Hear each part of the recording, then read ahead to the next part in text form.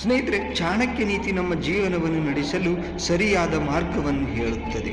ನಮ್ಮ ಜೀವನದಲ್ಲಿ ನಾವು ಏನು ಮಾಡಬೇಕು ಮತ್ತು ಏನು ಮಾಡಬಾರದು ಎಂಬುದರ ಉತ್ತಮ ವಿವರಣೆಯು ಚಾಣಕ್ಯ ನೀತಿಯಲ್ಲಿ ಕಂಡುಬರುತ್ತದೆ.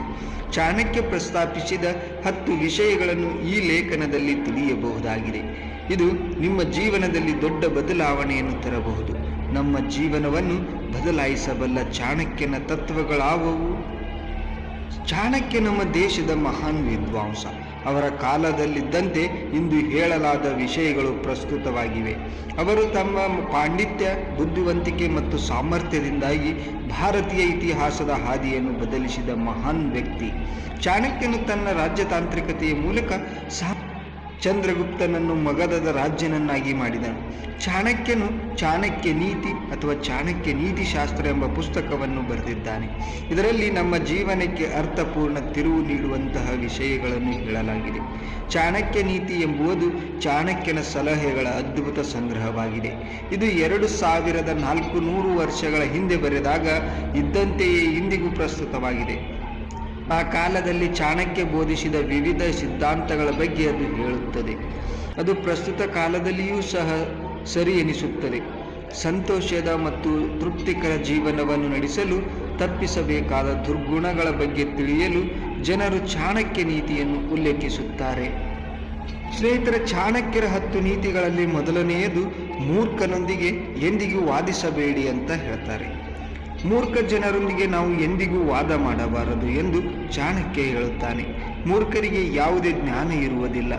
ನೀವು ಅವರೊಂದಿಗೆ ವಾದ ಮಾಡಿದರೆ ನಷ್ಟವಾಗುತ್ತದೆ. ಅಂತಹ ಜನರೊಂದಿಗೆ ನೀವು ವಾದಿಸಿದರೆ ನಿಮ್ಮ ಗೌರವವು ಕಡಿಮೆಯಾಗುತ್ತದೆ. ಅಂತಹ ಜನರು ನಿಮ್ಮನ್ನು ಮಾನಸಿಕವಾಗಿ ದುರ್ಬಲಗೊಳಿಸಬಹುದು. ಮೂರ್ಖ ಜನರೊಂದಿಗೆ ವಾದವನ್ನು ತಪ್ಪಿಸಲು ನೀವು ಮೌನವಾಗಿರುವುದು ಒಳ್ಳೆಯದು ಮತ್ತು ನಿಮ್ಮ ವಿವೇಚನೆಯನ್ನು ಬಳಸಿ. 2. ನಿಮ್ಮ ದೌರ್ಬಲ್ಯವನ್ನು ಯಾರಿಗೂ ಹೇಳಬೇಡಿ. ಹೆಚ್ಚಿನ ಜನರು ತಮ್ಮ ದೌರ್ಬಲ್ಯಗಳನ್ನು ತಮ್ಮ ಹತ್ತಿರದ ಸಂಬಂಧಿಗಳಿಗೆ ಹಂಚಿಕೊಳ್ಳುತ್ತಾರೆ. ಅದಕ್ಕಾಗಿ ನೀವು ದುಬಾರಿ ಬೆಲೆ ಕಟ್ಟಬೇಕಾಗುತ್ತದೆ. ನೀವು ಜನಿಸಿದಾಗ ನೀವು ಒಬ್ಬಂಟಿಯಾಗಿರುತ್ತೀರಿ. ನೀವು ಹುಟ್ಟಿದ ಕೂಡಲೇ ನಿಮ್ಮ ಲೌಕಿಕ ಸಂಬಂಧಗಳು ಪ್ರಾರಂಭವಾಗುತ್ತವೆ. ಕಾಲಾನಂತರದಲ್ಲಿ ನೀವು ಅನೇಕ ಆಳವಾದ ಸಂಬಂಧಗಳಲ್ಲಿ ಮಗ್ನರಾಗಿರುತ್ತೀರಿ. ಅಂತಹ ಪರಿಸ್ಥಿತಿಯಲ್ಲಿ ಈ ಸಂಬಂಧಗಳಲ್ಲಿನ ನಮ್ಮ ದೌರ್ಬಲ್ಯವನ್ನು ನಾವು ಹಂಚಿಕೊಳ್ಳುತ್ತೇವೆ. ಇದರಿಂದಾಗಿ ಜನರು ನಿಮ್ಮ ವೈಯಕ್ತಿಕ ಮಾಹಿತಿಯನ್ನು ತಿಳಿದುಕೊಳ್ಳುತ್ತಾರೆ. ಇದು ನಮ್ಮ ವೈಯಕ್ತಿಕ ಜೀವನಕ್ಕೆ ಒಳ್ಳೆಯದಲ್ಲ. ಪ್ರತಿಯೊಬ್ಬ ವ್ಯಕ್ತಿಯು ಕೆಲವು ದೌರ್ಬಲ್ಯಗಳನ್ನು ಹೊಂದಿದ್ದಾನೆ. ಅಂತಹ ಪರಿಸ್ಥಿತಿಯಲ್ಲಿ ನಿಮ್ಮ ದೌರ್ಬಲ್ಯವನ್ನು ಯಾರಿಗೂ ಹೇಳಬೇಕು. ಅದು ನಿಮ್ಮ ಸ್ನೇಹಿತ ಅಥವಾ ನಿಮ್ಮ ಹೆಂಡತಿಯಾಗಲಿ. ನಿಮ್ಮ ಆತ್ಮವನ್ನು ಕಾಪಾಡಲು ಇದನ್ನು ತಪ್ಪಿಸಿ. 3. ನಿಮ್ಮ ಒಂದು ದೋಷವು ಎಲ್ಲ ಸದ್ಗುಣಗಳನ್ನು ನಾಶಪಡಿಸುತ್ತದೆ. ಜನರು ಸಂತೋಷ, ಅನುಕೂಲತೆ ಮತ್ತು ಸಂಪತ್ತಿನ ಹೊರತಾಗಿಯೂ ಕೆಲವು ತಪ್ಪನ್ನು ಮಾಡಿದಾಗ ಅವರ ಸ್ವರ್ಗದಂತಹ ಜೀವನವು ನರಕವಾಗುತ್ತದೆ. ಮಾಡುವಾಗ ಅನೇಕ ಉದಾಹರಣೆಗಳನ್ನು ಜೀವನದಲ್ಲಿ ಕಾಣಬಹುದು.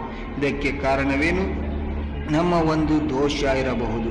ನೀವು ಅನೇಕ ಗುಣಗಳನ್ನು ಹೊಂದಿದ್ದರೂ ಸಹ ಉತ್ತಮ ನಡವಳಿಕೆ, ದಯೆ ಹಾಗೂ ಸೇವಾ ಮನೋಭಾವವನ್ನು ಹೊಂದಿಲ್ಲದಿದ್ದರೆ ನೀವು ಖಂಡಿತವಾಗಿಯೂ ಶ್ರೀಮಂತರಾಗುವುದು ಅಸಾಧ್ಯ. ನಮ್ಮ ಸಮಾಜದಲ್ಲಿ ನಮಗೆ ಅಪಾರ ಗೌರವವಿದೆ. ಆದರೆ ನಿಮ್ಮಲ್ಲಿ ಒಂದು ಸಣ್ಣ ನ್ಯೂನತೆಯೂ ಇದ್ದರೆ ಅದು ನಿಮ್ಮ ಜೀವನವನ್ನು ಹಾಳು ಮಾಡುತ್ತದೆ. ದೋಷಗಳು, ಮಾದಕತೆ, ಅಶ್ಲೀಲತೆ, ಜೂಜು ನಮ್ಮನ್ನು ಹಾಳುಗೆಡುತ್ತದೆ.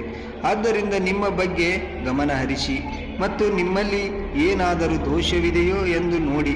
ಇದ್ದರೆ ಅದನ್ನು ತ್ಯಜಿಸಿ. ಇಲ್ಲದಿದ್ದರೆ ನಿಮ್ಮ ಕಠಿಣ ಪರಿಶ್ರಮದಿಂದ ಸೃಷ್ಟಿಸಲ್ಪಟ್ಟ ಎಲ್ಲ ಗೌರವಗಳು ಕ್ಷಣಾರ್ಧದಲ್ಲಿ ಮಣ್ಣು ಪಾಲಾಗುತ್ತದೆ. ಇನ್ನು 4ನೇದು, ಬುದ್ಧಿವಂತಿಕೆಯಿಂದ ಹಣ ಖರ್ಚು ಮಾಡಿ. ಸಂಪತ್ತೇ ಜೀವನ ಎಂಬ ಈ ವಾಕ್ಯವನ್ನು ನೀವು ಕೇಳಿರಬೇಕು. ಸಂಪತ್ತು ಇಲ್ಲದೆ ನಾವೆಲ್ಲರೂ ಬಡವರು. ಇದು ಸಂಪೂರ್ಣವಾಗಿ ವಾಸ್ತವವಾದ ವಿಷಯವಾಗಿದೆ. ಸಂಪತ್ತು ಅಥವಾ ಸಮೃದ್ಧಿ ಇಲ್ಲದೆ ಗೌರವವಿಲ್ಲ. ಹಣ ನಮ್ಮ ಜೀವನದಲ್ಲಿ ವಿಶೇಷ ಪಾತ್ರ ವಹಿಸುತ್ತದೆ. ಈ ಸಂಪತ್ತನ್ನು ಸಾಕಷ್ಟು ದುರುಪಯೋಗಪಡಿಸಿಕೊಳ್ಳುವ ಜನರಿದ್ದಾರೆ. ಅವರು ಕಠಿಣ ಪರಿಶ್ರಮದಿಂದ ಹಣ ಸಂಪಾದಿಸುತ್ತಾರೆ, ಆದರೆ ಆ ಹಣವನ್ನು ನೀರಿನಂತೆ ಖರ್ಚು ಮಾಡುತ್ತಾರೆ. ದಿನವಿಡೀ ದುಡಿದು ಮತ್ತೆ ಸಂಜೆ ಮದ್ಯಪಾನ ಮಾಡುವ ಮೂಲಕ ತಮ್ಮ ಗಳಿಕೆಯನ್ನು ವ್ಯರ್ಥ ಮಾಡುತ್ತಾರೆ. ಹಾಗಾಗಿ ಹಣವನ್ನು ಖರ್ಚು ಮಾಡುವಾಗ ಬುದ್ಧಿವಂತಿಕೆ ಉಪಯೋಗಿಸಿ. 5. ಅಪಪ್ರಚಾರಕ್ಕೆ ಹೆದರಿಕೆ. ಅವಮಾನದಿಂದ ಬದುಕುವುದಕ್ಕಿಂತ ಸಾಯುವುದು ಒಳ್ಳೆಯದು ಎಂದು ಚಾಣಕ್ಯ ಹೇಳುತ್ತಾನೆ.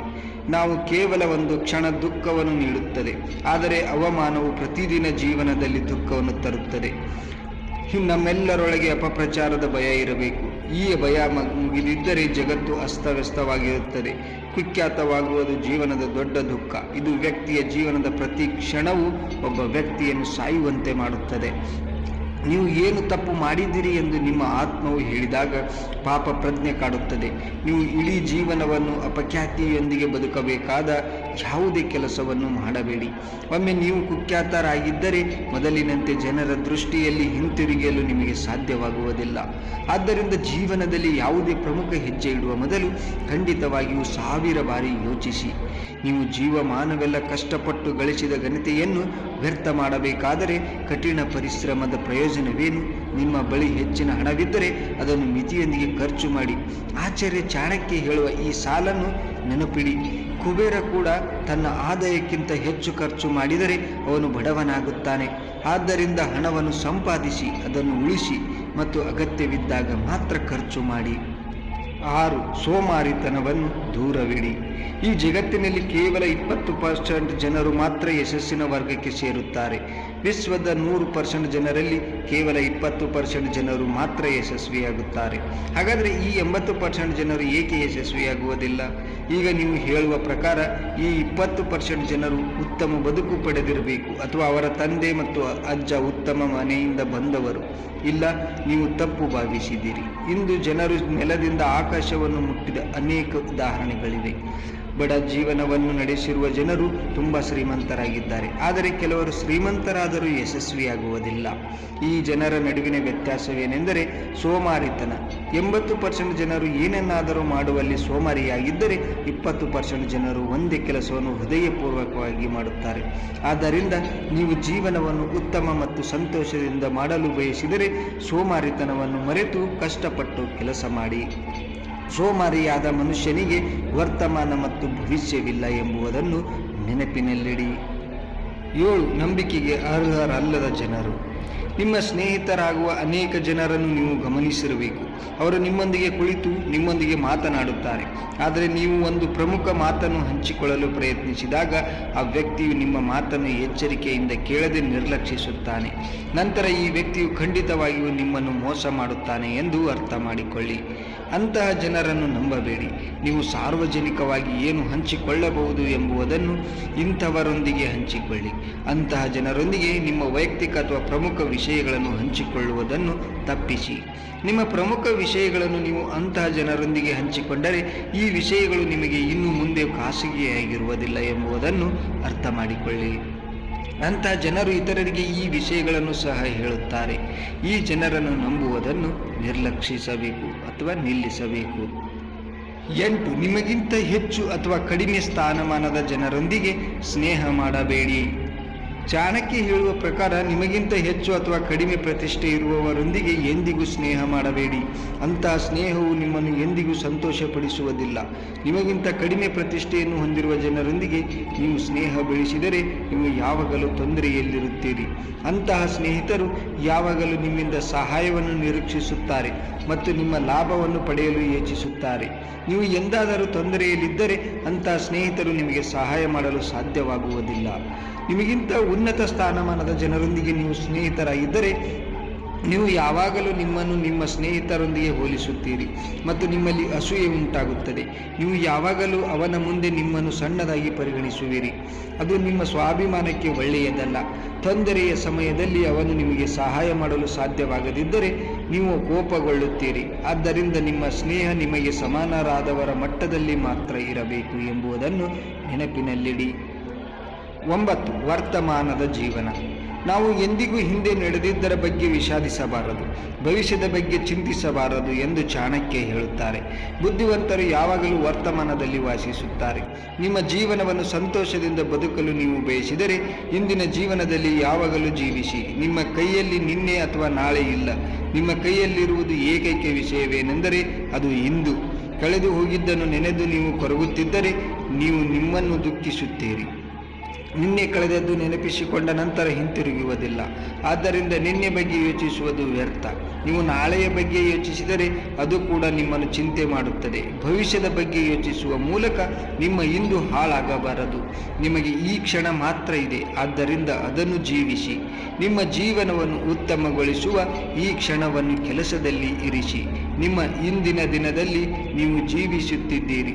ನಿಮ್ಮ ಭವಿಷ್ಯವು ಸ್ವಯಂಚಾಲಿತವಾಗಿ ನೆಲೆಗೊಳ್ಳುತ್ತದೆ. 10. ಸಂತೋಷದಿಂದಿರಲು ಬಾಂಧವ್ಯದಿಂದ ದೂರವಿರಿ. ಇದನ್ನು ನಂಬಿದರೆ ನಂಬಿ. ಇಂದು ಹೆಚ್ಚಿನ ಜನರು ತಾವು ತಿನ್ನುವ ಅಥವಾ ಕುಡಿಯುವ ಬಗ್ಗೆ ಅಸಮಾಧಾನ ಹೊಂದಿಲ್ಲ, ಆದರೆ ಅವರ ಸಂಬಂಧದಿಂದಾಗಿ ಅತೃಪ್ತರಾಗಿದ್ದಾರೆ. ಅವನ ಮನಸ್ಸು ಅವನ ಹತ್ತಿರ ಇಲ್ಲದ ವಸ್ತು ಅಥವಾ ವ್ಯಕ್ತಿ ಬಗ್ಗೆ ಅತೃಪ್ತಿ ಹೊಂದಿದಿರುತ್ತಾನೆ ಮತ್ತು ಈ ದುಃಖಕ್ಕೆ ಕಾರಣವೆಂದರೆ ಬಾಂಧವ್ಯ.